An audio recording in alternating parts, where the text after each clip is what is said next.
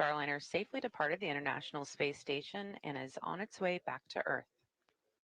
Starliner is making its return autonomously tonight without NASA astronauts Butch, Wilmore, and Suni Williams after a decision to return without crew was made during a flight test readiness review last week. But the team here in Mission Control will be watching over Starliner over the course of the next hour and a half as the spacecraft fires its engines to drop back into Earth's atmosphere and make its way down for a landing in New Mexico at about 11 p.m. Central or midnight Eastern. The team here is led tonight by Flight Director Rick Henfling with weather assistance from Flight Director Mike Lammers. Henfling is just under 7 minutes away from polling the flight controllers here in the room on their readiness for Starliner to perform its deorbit burn at Starliner's landing zone. Teams in Florida, Houston, and New Mexico have been monitoring the spacecraft famously undocked from the International Space Station at 5:04 p.m. time while flying 260 miles over central China. NASA astronauts Butch Wilmore and Suni Williams National Space Station in June as part of NASA's Boeing crew flight test lifted off a United Launch Alliance Atlas V rocket from Complex 31 at Cape Canaveral Space Force Station in Florida. That was 5th. They arrived at the International Space Station on June 6th. During that June 6th rendezvous, NASA and Boeing identified helium leaks and experienced issues with the Starliner's reaction control thrusters as the spacecraft approached the space station. Since then, engineering teams have completed a significant amount of work collecting and reviewing data, conducting flight and ground testing, hosting independent reviews with agency propulsion experts, and developing various return contingency plans. Uncertainty and lack of expert concurrence did not meet the agency's safety and performance requirements for human spaceflight, thus prompting NASA's decision to return Boeing's Starliner spacecraft to Earth without the astronauts, Butch Wilmore and Suni Williams, aboard. The uncrewed return allows NASA to continue gathering test data on Starliner during its upcoming flight home, while also not accepting additional risk for the crew. Wilmore and Williams, meanwhile, have formally joined the Expedition 7172 crew and are going to remain at the space station conducting science experiments and helping with maintenance through February 2025. They're going to fly home aboard a Dragon spacecraft with 2 other crew members assigned to the agency's SpaceX Crew 9 mission. That is NASA astronauts Nick Hague and Roscosmos cosmonaut Alexander Gorbanov. On Thursday afternoon, the hatches were closed between Starliner and the International Space Station. And earlier today at 5:04 p.m. Central, the docking hooks released Starliner, allowing it to separate and begin moving away from the space station and into place for its journey home. You can see that video from earlier today playing here.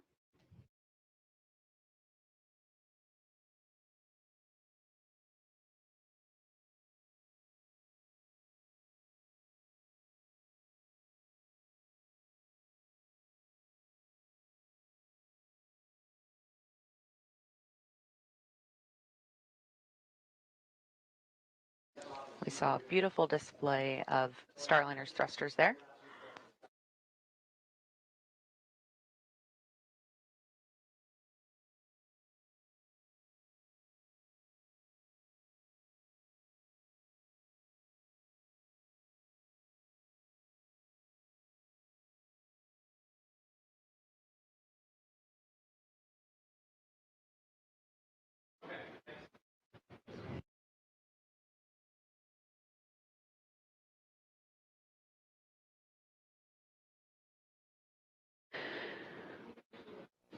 Butch Wilmore and Suni Williams also had some words to say for the teams here on the ground as Starliner was making its way away from the space station. Station Houston, space to ground 2 for Starliner undock status. Go ahead, we're with you. Hey, Suni, both the Starliner and ISS flight control teams have pulled go for undock at this time. The expected undock time is 22:04. Okay, copy, 22:04. Hey, we're just looking at the flight control roster, and wow, it is the all-star team. You guys, it is the time to bring Calypso home. You have got this. We have your backs, and you've got this. Bring her back to Earth. Good luck. Suni and Butch, this is Chloe. Just on behalf of the entire MO team, I know the other flight control teams around the building, we thank you for your endless support over the years. We've enjoyed every training event and every meeting. We remember every setback and every revelation with you. The teams on the ground have worked countless hours over the last few weeks, months, and for a group of us, years to bring Calypso back, and we're ready to do that today. We wish you the best of luck in your increment, and Suni, I will make sure the right people have your coming home song ready to play on Space to Ground when it's time for you guys to come home. Good luck and thank you. Wonderful comments, Flight. We appreciate that, and we agree. Many years of great enjoyment, simming together, playing together, and being involved with each other's lives, and it's been special. Bring it home. Copy. Thank you and have a good evening. That again was a conversation recorded earlier today between astronauts Suni Williams and Butch Wilmore talking with the Starliner flight director at the time of undocking, Chloe Meering. Since that undocking, when Starliner and the space station were flying 260 miles above central China, Starliner has been steadily increasing the distance between it and the space station, ensuring that it will be able to get into space and to place to perform a 10:17 p.m. central deorbit burn. Now in about 20 minutes. While it has been moving away, the flight controllers here on the ground took the opportunity to perform a few tests of Starliner's thrusters. During the test, the crew module's 12 small reaction control system thrusters, one of the jets, didn't fire when commanded. The reaction control system thrusters on the crew module are used to steer Starliner as it makes its way back down to Earth after the service module has been jettisoned. Because those 12 jets are divided into two redundant strings of 6, Starliner only uses one string during normal operations. So although this means a slight loss of redundancy, it shouldn't keep Starliner from getting through reentry and landing as expected. Yeah, and Starliner has plenty of redundancy with this part of the prop system on the capsule, so no impact to the deorbit burn or reentry, and it's not required for flight rules. The team also tested 10 of the 28 reaction control system jets in the service module after undocking, and they all performed as expected. And here on the ground, the team just gave their go officially to Rick Henfling, today's flight director, meaning that tonight's landing of Starliner is on. That again is scheduled to happen, touchdown at 11 p.m. Central Time or midnight Eastern Time.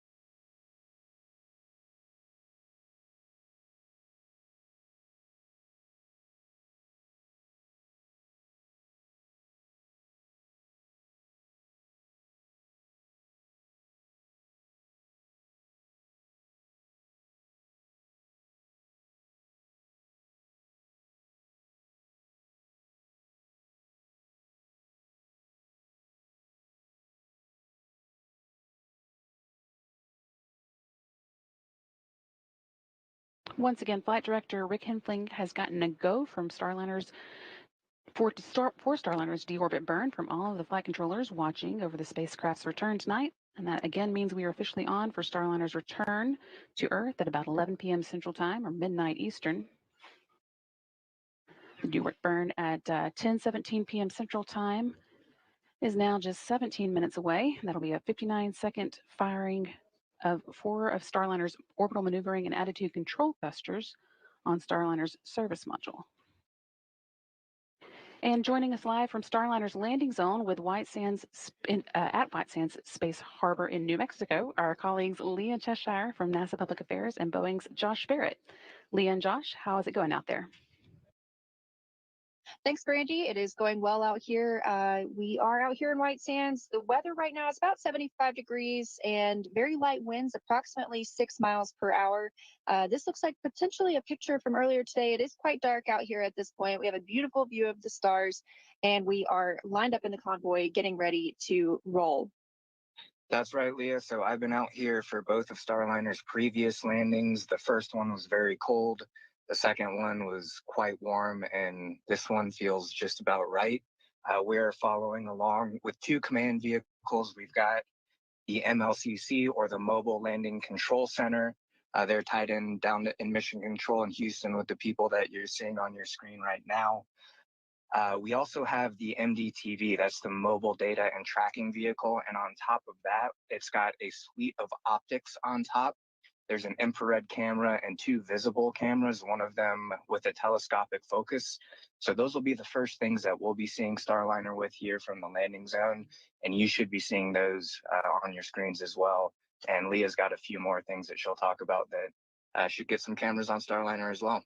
Yeah, especially the WB-57, NASA's plane. That took off just a few hours ago, just as we were heading out here to the landing site. So we arrived here at about 6 p.m. local time, which is mountain time. And since then have been getting ready, lining up, doing communications checks between the various teams, and just getting ready to eventually drive out to the landing site once Starliner comes down. So it is a sea of white gypsum sand out here. And teams are continuing to just prepare as soon as we get into that deorbit burn. So they are actually in a huddle right now, talking through some of the next steps for tonight, getting ready to come and join us here in the convoy as we await to see the deorbit burn. So with that, right now, we are going to turn it back over to you, Brandy and Lauren. We are going to stick around, though, and cannot wait to see Starliner coming straight across the sky. Thank you. Thanks so much, Leah and Josh. We are hoping to get some good views from where you guys are at later today. Now, once we make that final burn to get out of orbit today, it'll take about 45 minutes for Starliner to reach its destination. Again, White Sands Space Harbor, New Mexico, where we just spoke with our colleagues from. Starliner is currently flying with its solar arrays pointed toward the sun, recharging the internal batteries to keep its systems powered through landing. The orbital maneuvering and attitude control thrusters, or what we call OMACs, will fire for about a minute to conduct the deorbit burn. That maneuver slows the spacecraft down from orbital velocities and allows it to start falling back to Earth in a head-down position. At the end of that deorbit burn, Starliner angles itself for reentry. The deorbit burn is just the first in a series of milestones we're going to be ticking off tonight. To give you the full rundown, deorbit burn is scheduled for 10:17 p.m. Central. As we said, we just got the go for that a few minutes ago. It's going to be followed by the separation of the crew module from the service module at 10:20 p.m. and the crew module will then continue on its own. At 10:45 p.m., Starliner will begin to feel the effects of the Earth's atmosphere again for the first time since its ascent in June.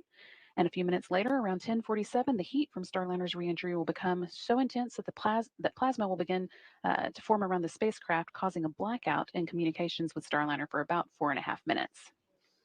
Once Starliner clears that blackout period, things will begin to happen very quickly. Yeah, so then up next at 10:56, when Starliner is about 4.3 miles above Earth, the spacecraft will be done with the forward heat shield that is at the top of the capsule that helped protect it through reentry, and it will jettison it to make way for the parachutes that are stored underneath. And then almost immediately, those parachutes will begin to deploy. First with two smaller drogue parachutes that are meant to take the edge off Starliner's speed. They open up in stages over the course of about 28 seconds. And then at 10:57 p.m., when Starliner is about 6 miles up, the drogue parachutes are released and 3 main parachutes are deployed. They also open in stages over about 16 seconds, but they stay with the spacecraft all the way until touchdown.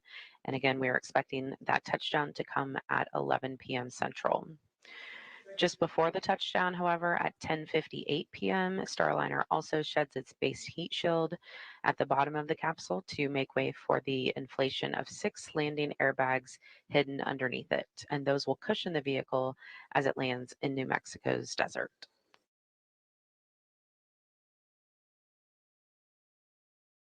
It's probably worth mentioning that we do not have video from Starliner. If you think back to June on its ascent and journey to the International Space Station, it's not able to send video down when it's not connected to the space station, so we won't be getting in-flight views from it, but we do have several cameras out at the landing site as well as some aircraft in the area that we are hoping to get some views from. But of course, it is going to be pretty dark out in the desert at night, so they may be infrared or black and white views, but hopefully we'll get some good camera views to show you.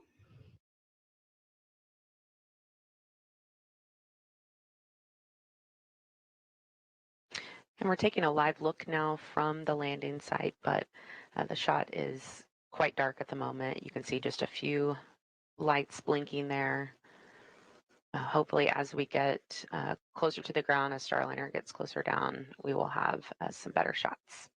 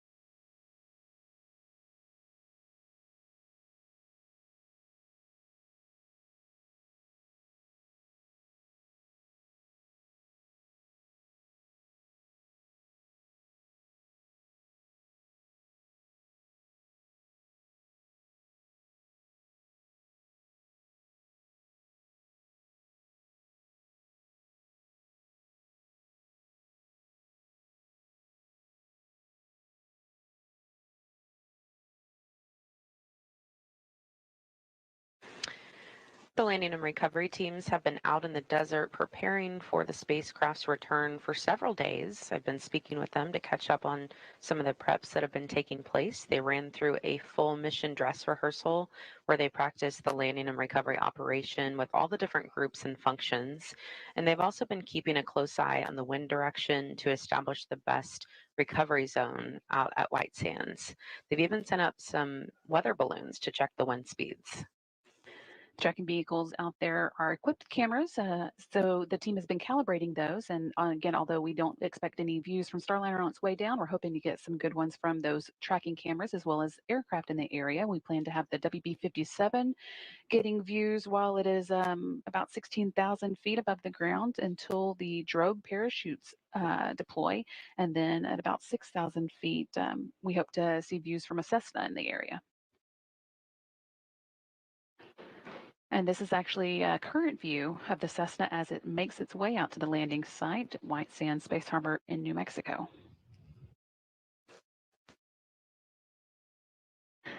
And this is a shot from one of the ground cameras that we have on site. So again, although it is dark there, we are hoping to see some good views.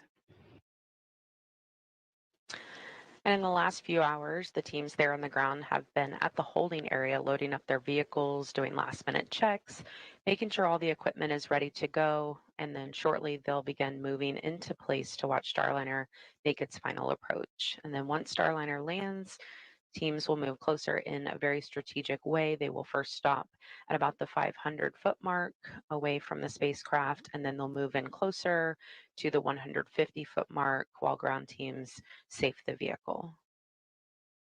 That first team on site with Starliner will be what we call the gold team. They start recovery operations by performing what's called a sniff test, where they use sensors to check for hydrazine, one of the propellants that Starliner uses. They'll be wearing protective gear known as hazmat suits to prevent exposure to hypergolic propellants.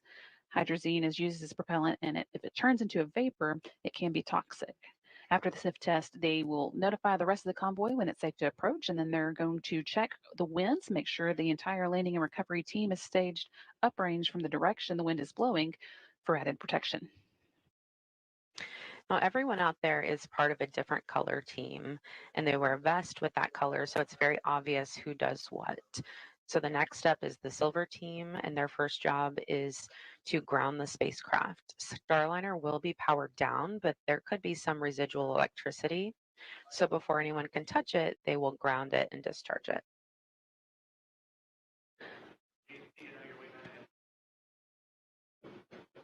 Teams here on the ground are reporting that everything is getting into good configuration for the deorbit burn. That's now just about 6.5 minutes away. Going on with what we were saying, we also will have the blue team that documents everything that's going on at the landing site. These are photographers from both Boeing and NASA who have situational awareness cameras. And again, here's a current view of those teams all ready to deploy at landing. Yeah, that's the holding site that we were mentioning. And then, of course, you can see the mountains there in the background in this black and white view. Now, the green team hooks up the HVAC trailers to Starliner to get cooling on it, but their first job is to put up an environmental enclosure on the spacecraft. And that enclosure looks a lot like a big inflatable. It wraps around the vehicle to get cool air around it and make sure the critical systems don't overheat. Then the red team opens the hatch. That is mostly Boeing Fire and Rescue. They will back up the mobile access platform to Starliner's hatch, giving the team access. And Starliner will be bringing back more than 900 pounds of cargo, including a nitrogen oxygen recharge system, or what we call NORS tank, that NASA will service and refill for future space station needs. The teams will unload that cargo before Starliner heads back to Florida. Just over 5 minutes to go now until tonight's 10:17 p.m. Central Time deorbit burn. Team here on the ground reports that Starliner has gotten into the right attitude, kind of the right way it's pointing for that burn. So everything is looking good. We're on track for landing at 11 p.m. Central, midnight Eastern.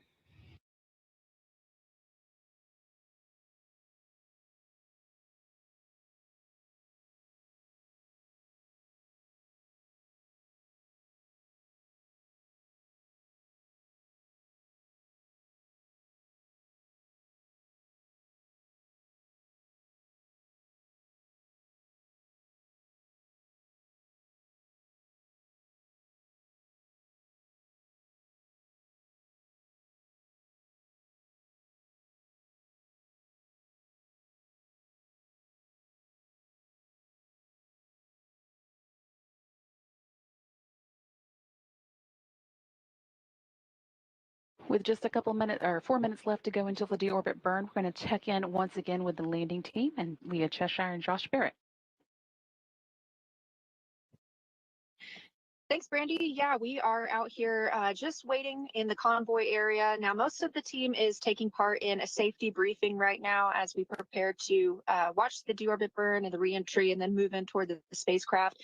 Like you mentioned, it's really dark out here. Josh and I were just able to take in the really beautiful sight of the Milky Way. It's so dark. So once the capsule starts to re-enter the Earth's atmosphere, we expect to have a pretty good view of the streak as that plasma builds up around the capsule itself.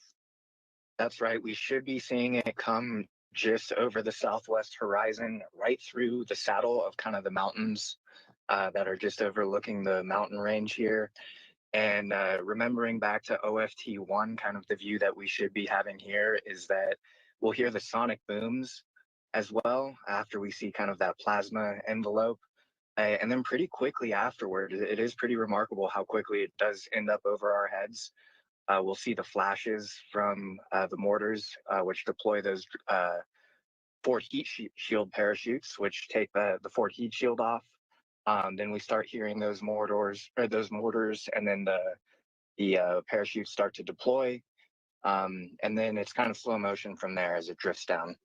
And we're seeing a lot of movement as teams have just completed that safety briefing here. So they're now all walking to join us at the convoy.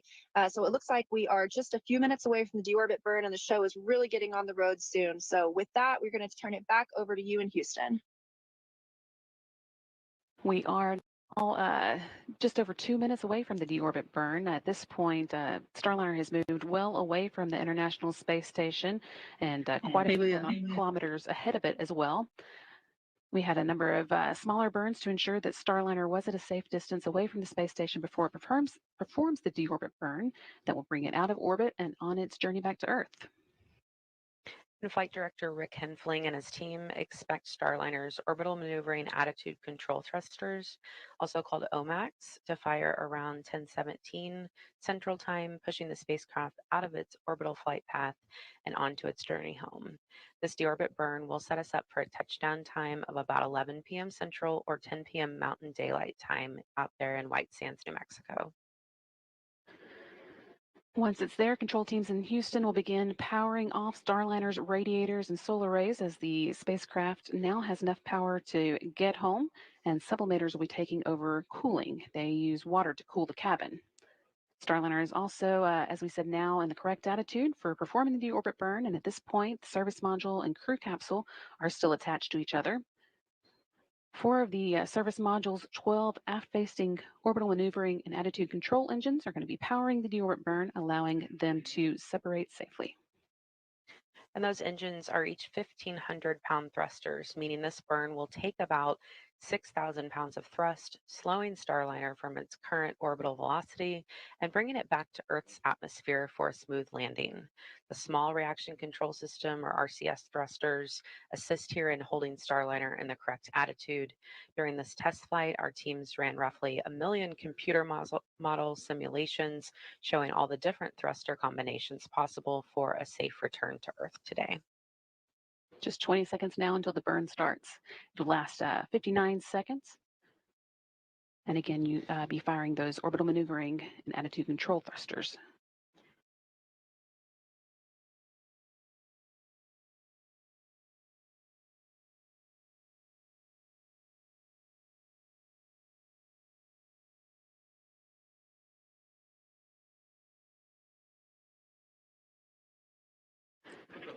Four orbital maneuvering and attitude control thrusters on Starliner's service module are now firing, slowing Starliner down as the capsule begins its journey back to Earth.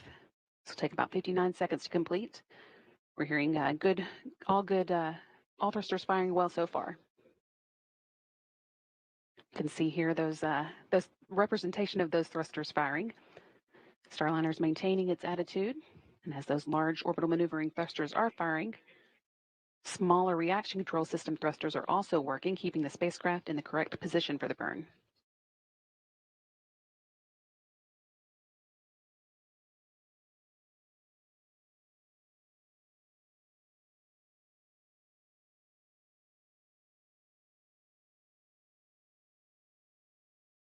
Still looking good.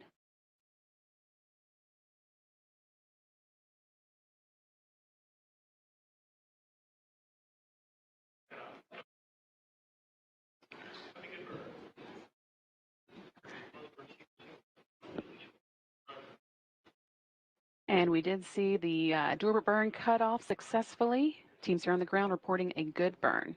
Starliner is now on its way to White Sands Space Harbor in New Mexico, and a planned touchdown at about 11 p.m. Central, midnight Eastern Time.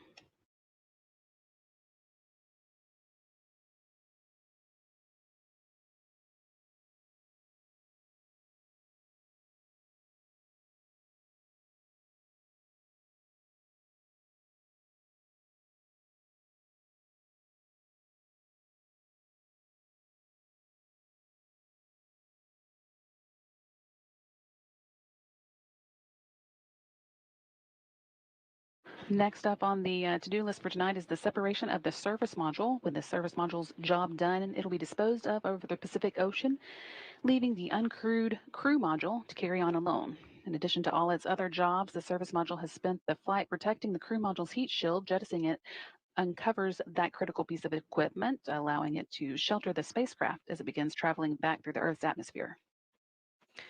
The crew module will then make its final attitude adjustments to make sure the heat shield is at exactly the right angle to provide that protection. And those fine-tuned adjustments are really just a strong capability of Starliner's guidance, navigation, and control system.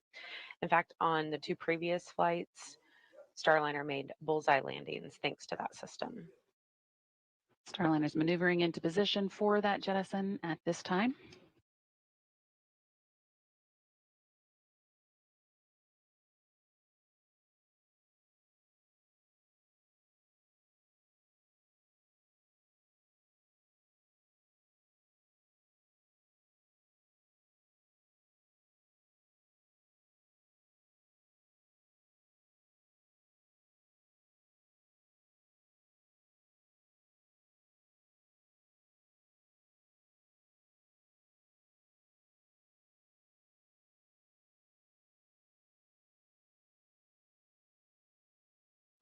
Team here on the ground reporting that Starliner's in a good attitude, pointing the right direction for the service module separation.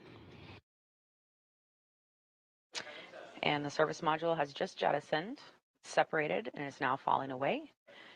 It will burn up during reentry over a remote part of the Pacific Ocean. And Starliner will continue on its path to New Mexico, where the landing and recovery team is waiting for touchdown. Starliner is now angling itself and its heat shield for reentry. The entry interface is coming up in just about 10 minutes. That's the hottest part of the reentry process, with Starliner's heat shield reaching about 3,000 degrees. To protect Starliner from those heat loads, the spacecraft has what's called an ablative heat shield. The outer surface of that shield heats up to a gas, which then carries the heat away from the crew module through convection.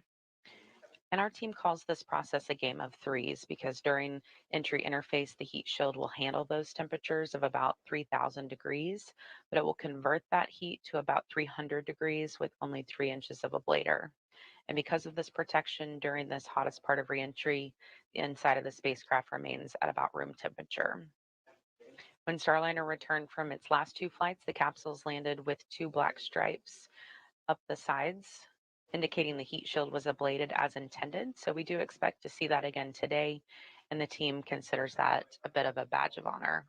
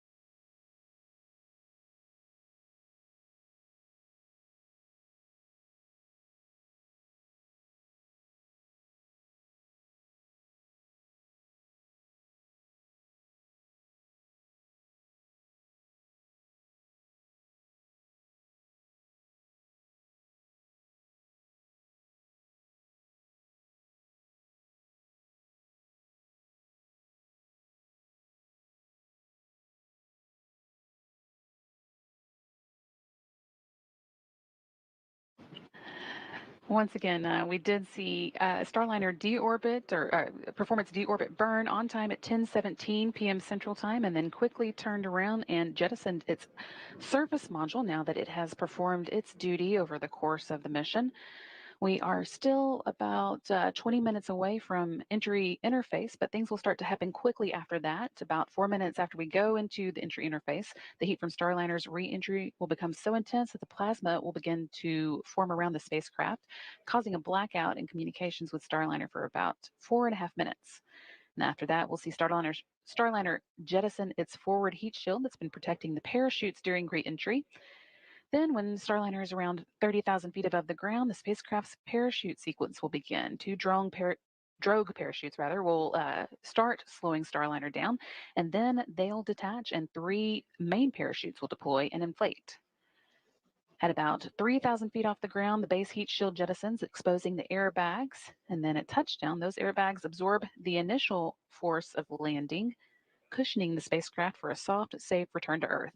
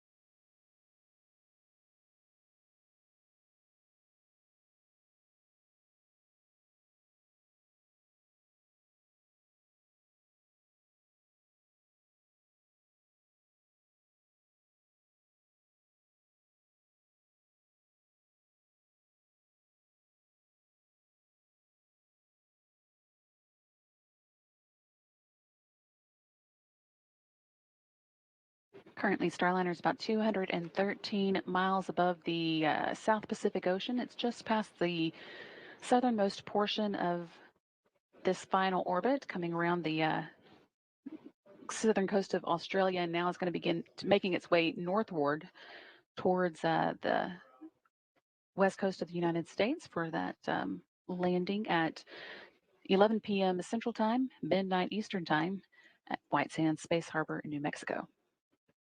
Again, we've had the deorbit burn that took place just as planned at 10:17, a 59-second burn that changed the Starliner speed by about 290 miles per hour, 130 meters per second.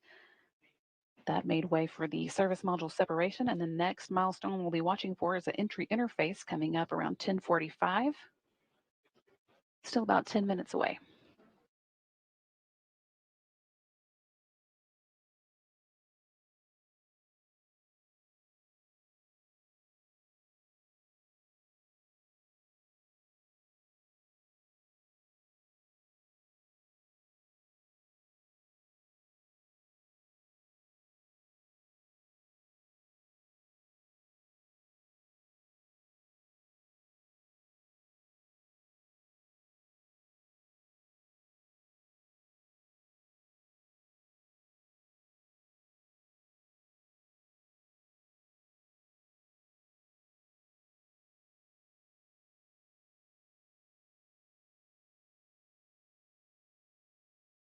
Live view here of the recovery forces staged near the landing site, ready to move in once Starliner touches down. We are taking off milestones as expected for that 11 p.m. Central, midnight Eastern, or 10 p.m. Mountain Time touchdown today in New Mexico.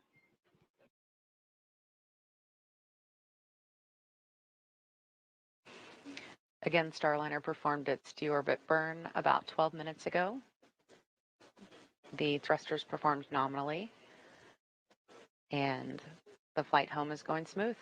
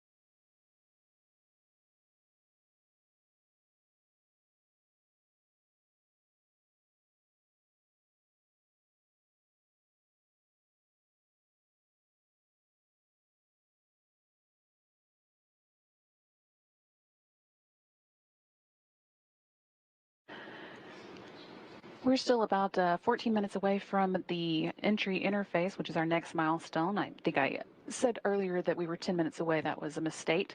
But about 14 minutes from now, we'll be experiencing the atmosphere for the first time since Starliner launched. And since we do have a little time, we're going to check back in with the landing team.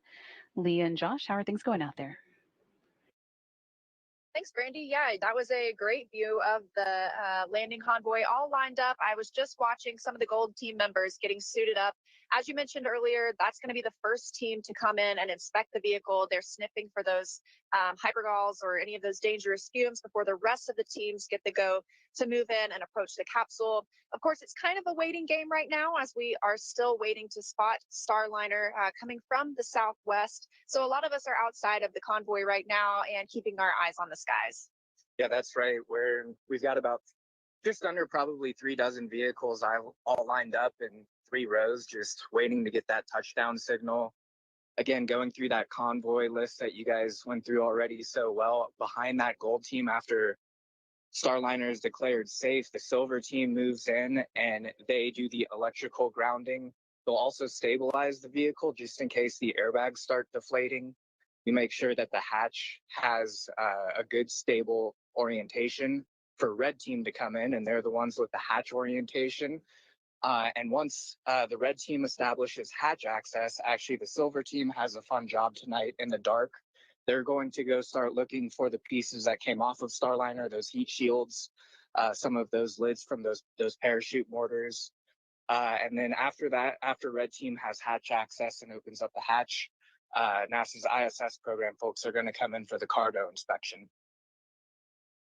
So again, we are expecting to start seeing Starliner coming across the horizon around the time that entry interface begins. But until then, just wanted to give you guys a hit from the landing site and the latest that we have going on here. So we'll toss it back over to you in Mission Control Houston.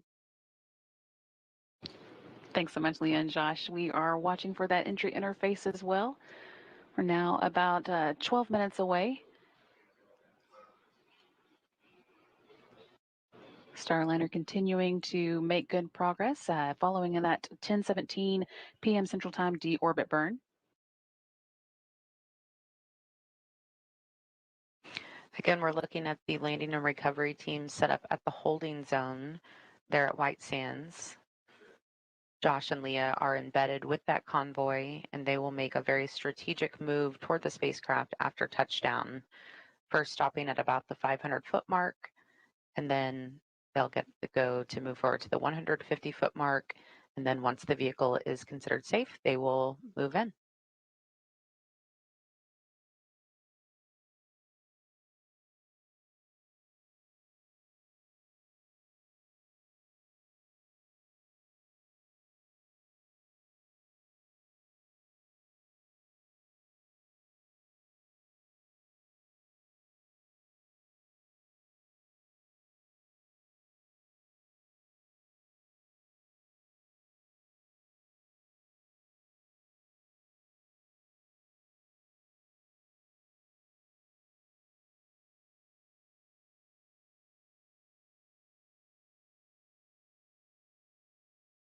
With the deorbit burn complete and the service module separated, the spacecraft's heat shield is now exposed and ready to begin experiencing the atmosphere again.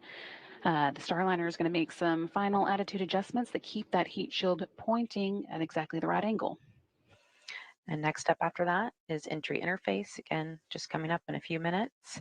At 400,000 feet above Earth, Starliner faces temperatures of 3,000 degrees Fahrenheit from the plasma created by air friction around the spacecraft. But Starliner can handle that heat with its heat shield, which is made of an ablative material designed to keep the inside of the spacecraft at about 70 degrees. A few minutes later, Starliner will experience an expected blackout in communications, and that will last for about 4.5 minutes. At 30,000 feet and just 11 minutes before landing, Starliner jettisons its forward heat shield, exposing the spacecraft's parachute system. Then 2 drogue chutes will deploy, increasing drag and significantly slowing down Starliner. Then 3 pilot parachutes will pull out the main chutes, allowing the spacecraft to continue its slow and steady descent for another 8,000 feet towards the landing zone. And once the main parachutes are fully inflated, Starliner's bucket handle releases. And what that does is it just basically levels out the spacecraft ahead of touchdown.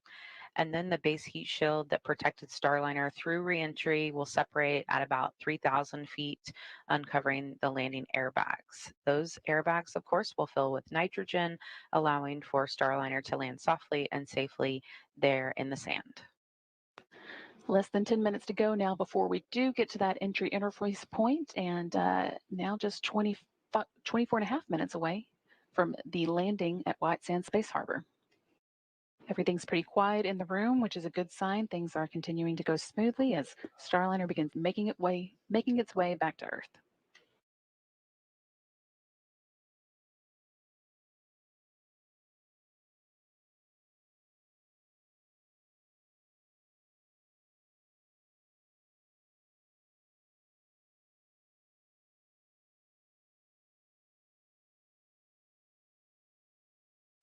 You're taking a look there at Flight Directors Rick Henfling on the left, speaking with Mike Lammers on the right. Rick is the flight director for this landing operation. Mike is weather flight director. They are tag teaming this operation. Team has been keeping a close eye on weather at the landing site, but everything looks pretty good for tonight's touchdown. Yeah, about 79 degrees Fahrenheit out there. They reported 10 miles of visibility. The winds are within the limits, so we are looking good for a touchdown coming up right about 11 o'clock p.m. Central Time.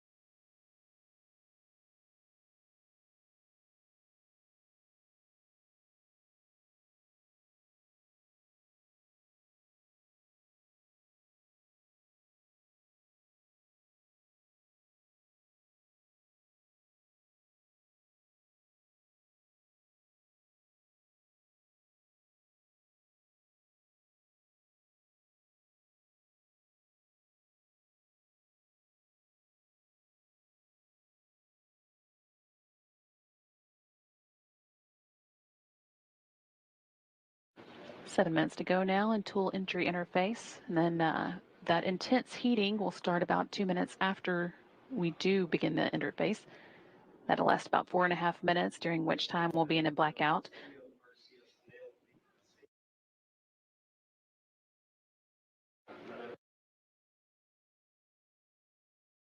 Starliner is currently about 130 miles, 149 miles rather, above the Pacific Ocean, heading northward towards the western coast of the United States, and it's touchdown in New Mexico.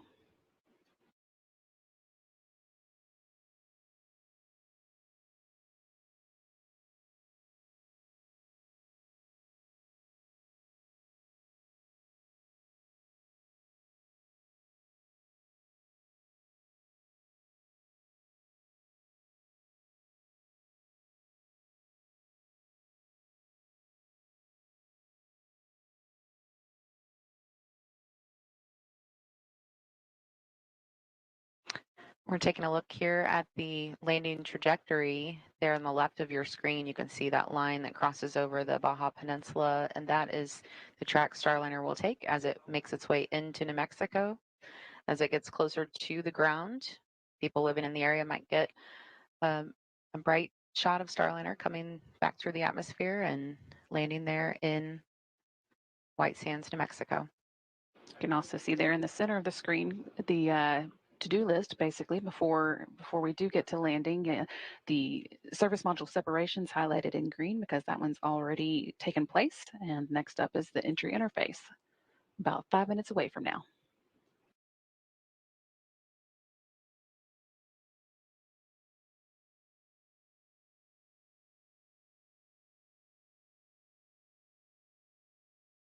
And flight controllers here in the room are reporting good attitude for that entry interface coming up again in just under 5 minutes.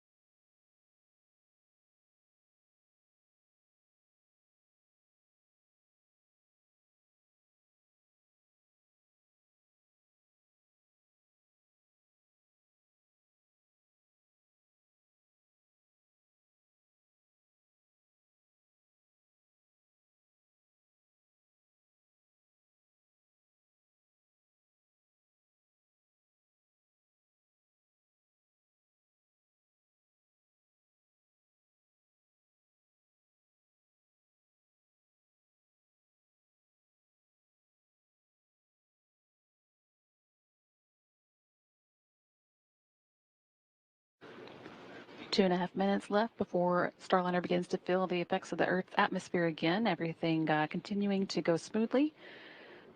Flight controllers here in the room are quiet as they're working through their steps, but all going well so far. Starliner is in position to begin experiencing that heat from re-entry, now less than 100 miles above the Earth and heading towards the Baja Peninsula. We'll be flying over that before landing in New Mexico. Just 17 minutes to go until landing.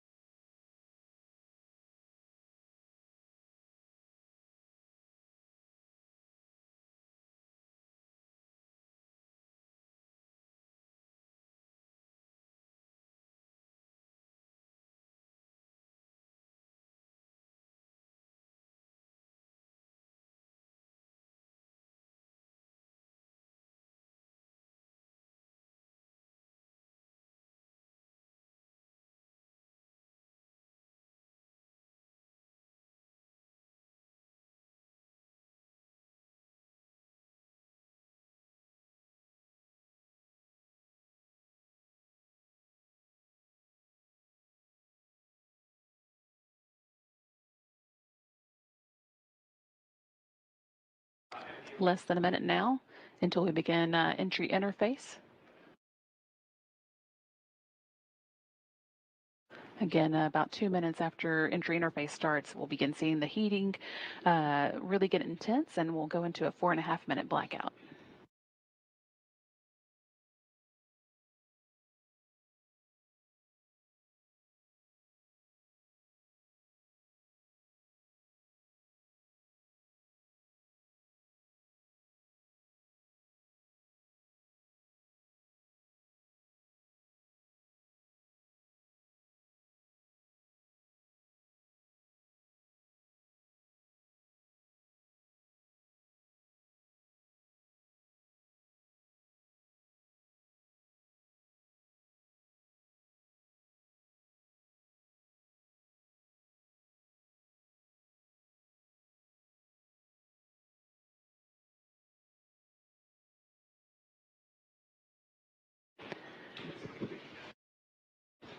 Team here in the ground reporting entry interface has begun. They're seeing good range.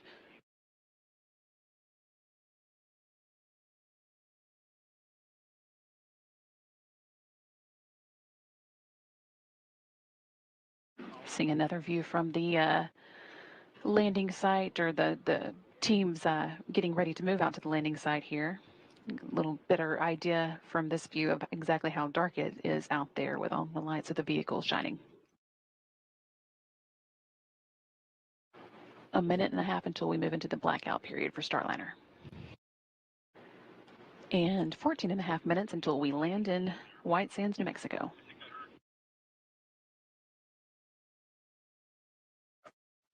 The Starliner enters Earth's atmosphere at 17 times the speed of sound, which could create a sonic boom for folks living in the area. It will then be slowed down by parachutes to a speed very similar to what you might experience while going down an elevator inside a high-rise building. The vehicle then comes to a safe, comfortable stop at landing.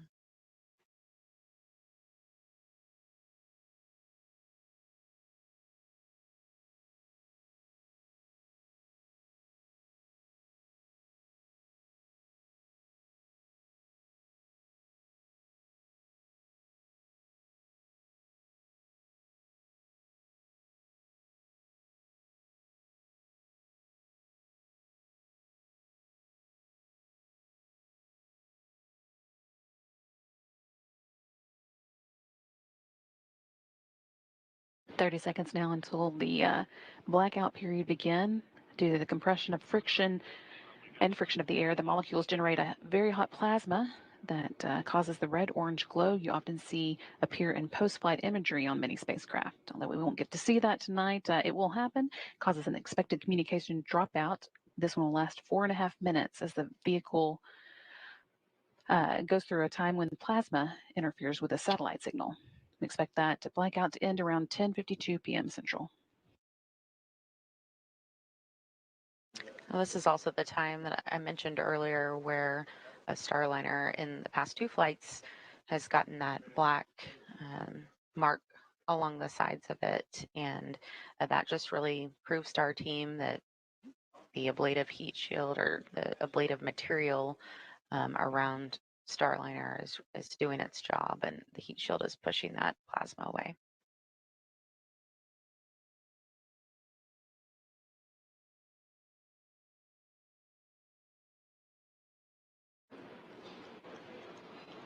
It's blackout time again. Last about 4.5 minutes. We've got about 3.5 left of it. After that, the milestones we'll be watching for include forward heat shield jettison at 10:56 when Starliner is about 4.3 miles above the Earth.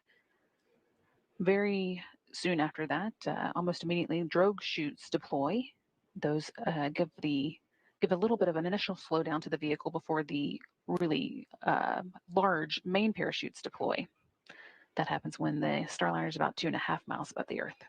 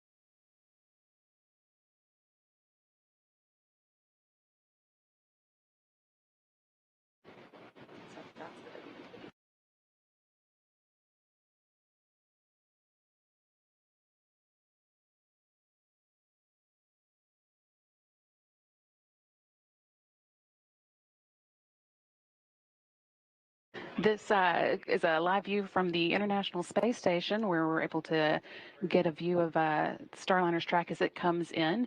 We are now less than 10 minutes away from landing at the White Sands Space Harbor, scheduled for 10 or 11 p.m. Central. Also getting reports that the WB-57 is also able to see Starliner now as it begins coming in for its landing. We've still got just about a minute left to go before Starliner comes out of its blackout period.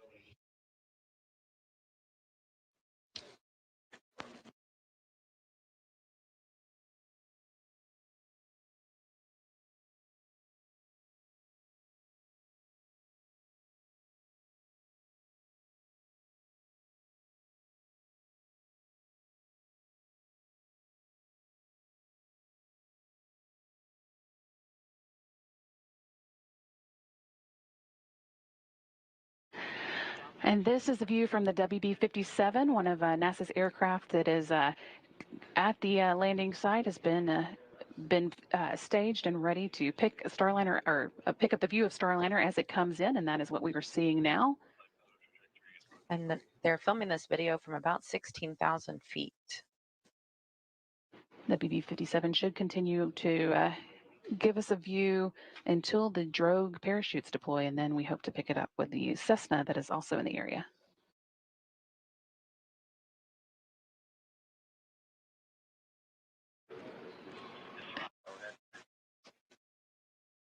And flight controllers here in the room are reporting that we are out of that blackout period and everything is looking good. Starliner remaining nominal as she returns to Earth.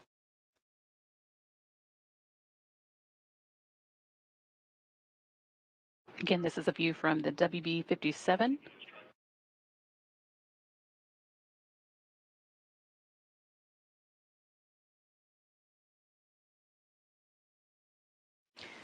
Starliner showing a beautiful streak across the sky as she returns to White Sands, New Mexico.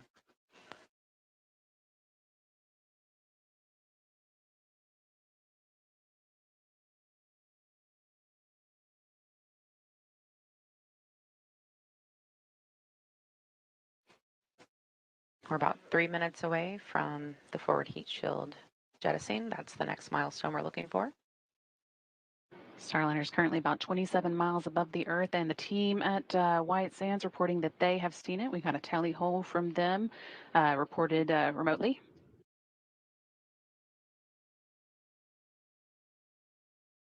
That means they are seeing Starliner from the ground there in New Mexico.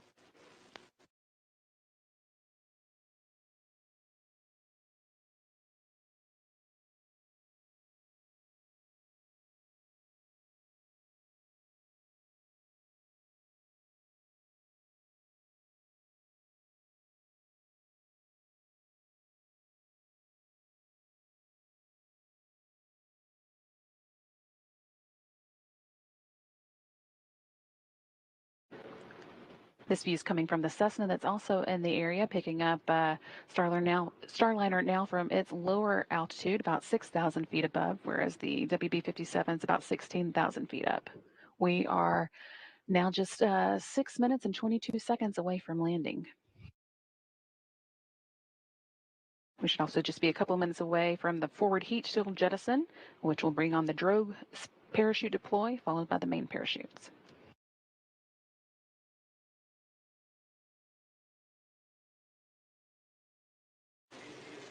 And the strobe lights on Starliner are now on.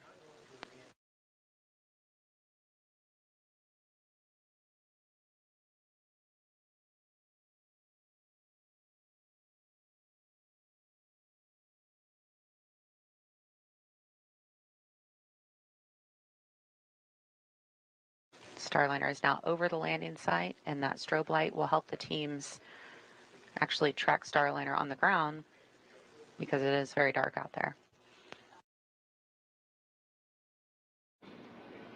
Now about 12 miles above the landing site and just 5 minutes away from landing.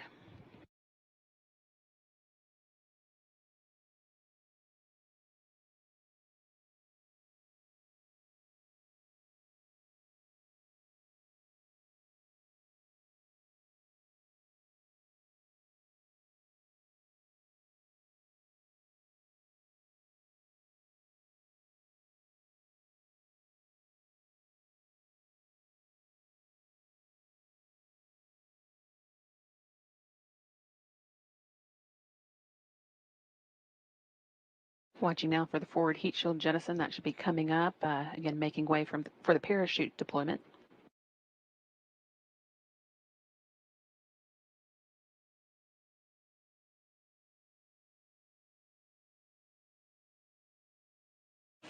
All right, and that action you're seeing on your screen, forward heat shield and drogues out.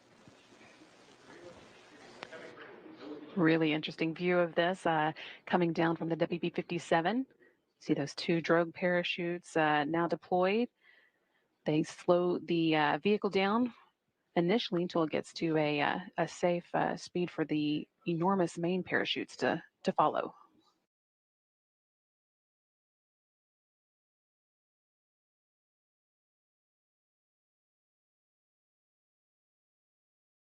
About 4 minutes to go until touchdown.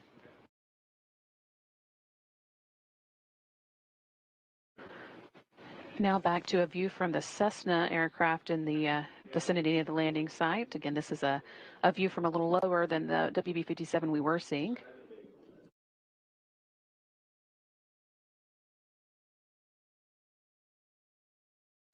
The next thing we're going to see here is the 3 main parachutes come out, and everything will happen pretty quickly from that point on.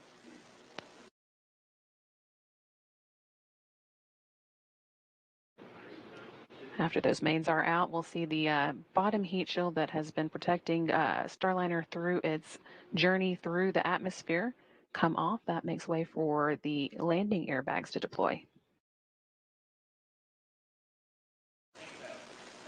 And there's the main parachutes there on your screen. We see 3 out, currently reefing.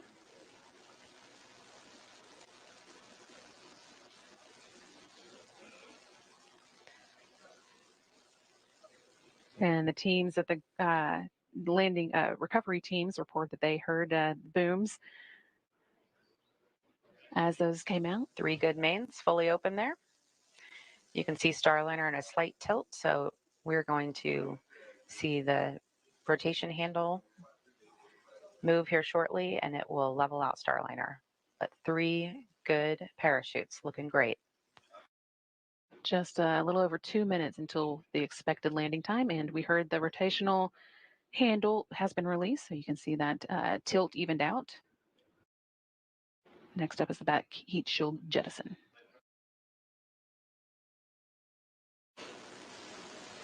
And there it goes. That again makes way for the airbag inflation. Nice to see that. You can see the airbags deploying there on your screen. Those airbags are filled with nitrogen as they guide Starliner safely back to the desert floor.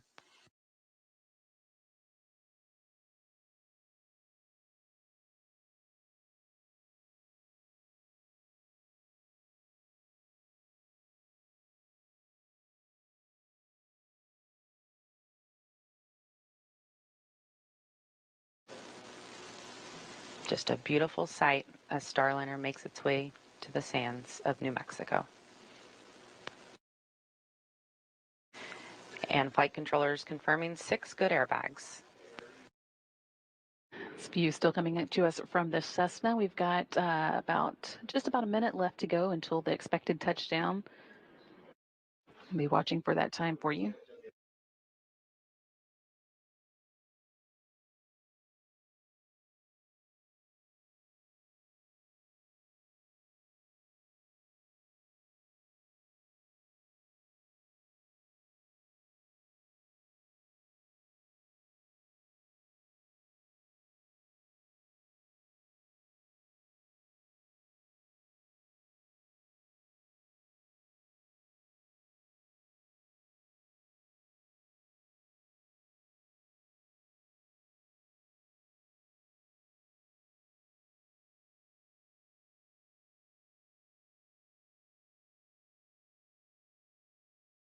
At just about 15 seconds away from expected touchdown.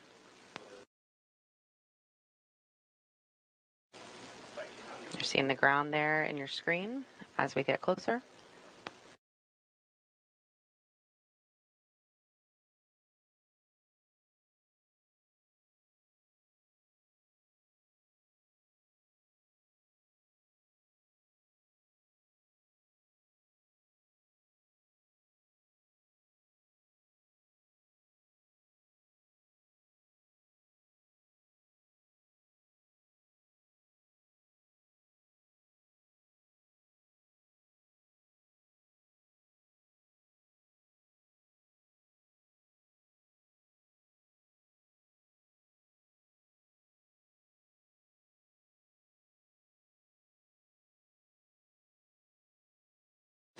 Touchdown.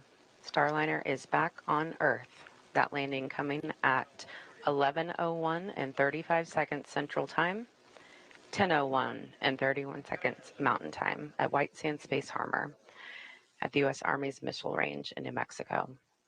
Our landing and recovery teams will now wait for clearance before making their way to the spacecraft. One of the changes required with no crew on board is that the team here in the flight control room will be the ones to command the parachute to be cut away so that the wind doesn't pull the capsule along. But that's no problem for them. So now with Starliner down, they can begin working on some of the post-landing to-do items. Again, we saw Starliner touchdown at 11:01 p.m. Central Time. That's 1 minute after midnight Eastern Time, or 10:01 p.m. Central at the landing site in New Mexico.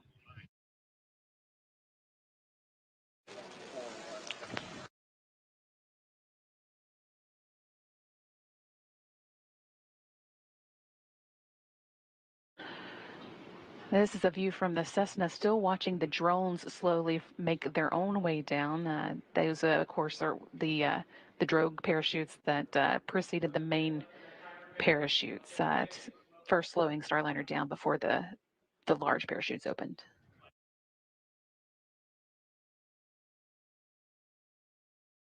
And really just a flawless and beautiful descent of Starliner today. Even heard some cheers and clapping in the background.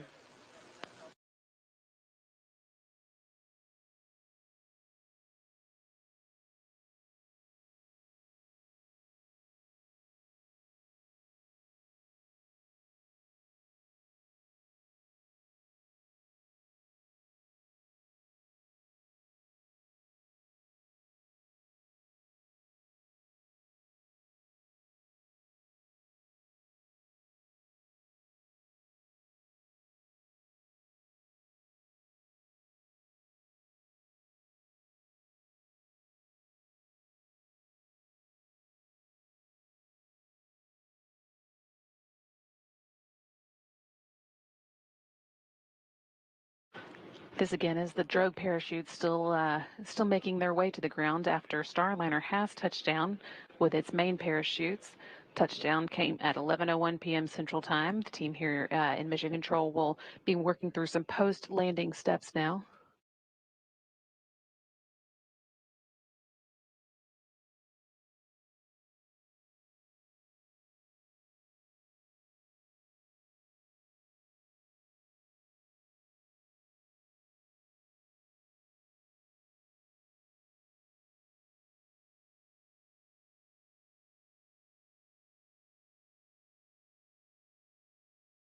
View here of Starliner at its landing site in White Sands at Space Harbor.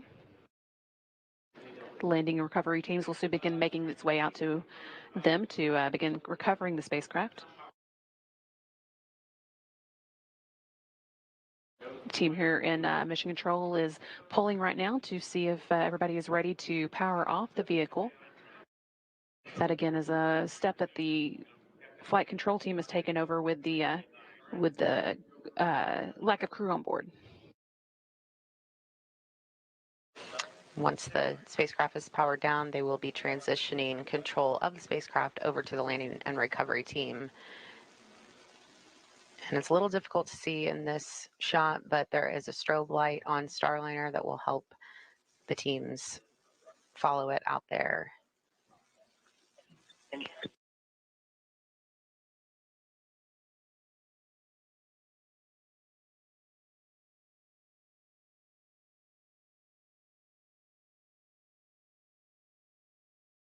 And the recovery team is on the move, but I think Leah Cheshire and Josh Barrett, our colleagues out there, may be able to give us one last update. Leah and Josh, can you hear us?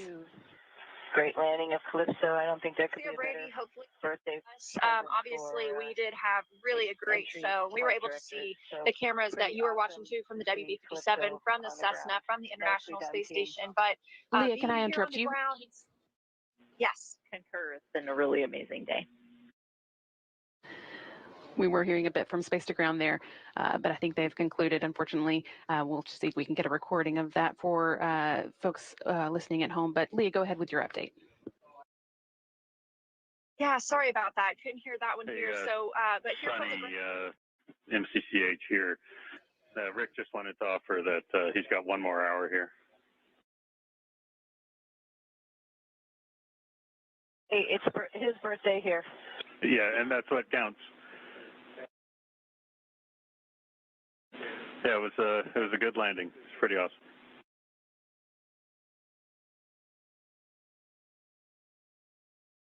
You guys are the best. You are the best. Thank you.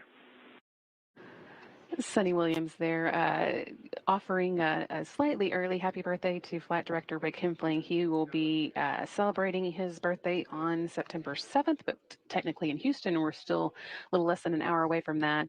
They are, of course, already on September 7th at the International Space Station. But Leah, if you were still with us, we'll still take that update if you can give it to us. Yeah, so as I was saying, we got to see the capsule and the plasma trail coming up over the mountains from the southwest. and we were all still standing outside the convoy to watch that happen. But the most unexpected part was when I could hear the main parachutes being deployed. It was very faint, just a little bit of a rumble, but that strobe light really helped us identify Starliner as it was descending, and it would reflect a little bit up onto those parachutes. So we actually had a decent view as it was coming down under those chutes. And now we are actually on the drive out, and we can see the strobe light. It's giving us a great direction as we head toward the capsule. Yeah, that's right. We are actually making our way down the former space shuttle runway, literally driving right down the middle of it. Starliner is a little bit towards the southern end, so we see that strobe kind of in the distance there. But we will make our way to the 500-foot mark, where Goal Team will move in and begin their assessments. And then once they declare that proximity operations can begin, the recovery ops will really get underway. And with that, I think we were going to toss it back to you, Brandy and Lauren. If you don't hear from us again tonight, just wanted to say thanks for letting us be part of the broadcast and give you the perspective of all the hardworking ground teams, both NASA and Boeing, out here at White Sands in New Mexico. So with that, sending it back over to Mission Control Houston. Thanks so much, Josh and Leah. It's great to see Starliner home, and I envy you the up-close view, but we appreciate your updates. I do too. Starliner has returned safely. Well done to the entire team for completing the mission with a successful undocking, deorbit, and landing. Starliner has once again proven herself a safe ride to and from space. On behalf of the entire Boeing team, welcome home, Calypso. And with that, we will also wrap up our coverage tonight. We would like for you to stay tuned for our 12:30 a.m. post-landing news conference. That is 12:30 a.m. Central Time, so about an hour and a half, a little less than an hour and a half from now, when we'll be giving you final thoughts on the activities of the night. But Starliner is home. Again, the landing came at 11:01 p.m. Central Time. And with that, we will sign off. Thank you so much for following along with us. This is Mission Control Houston.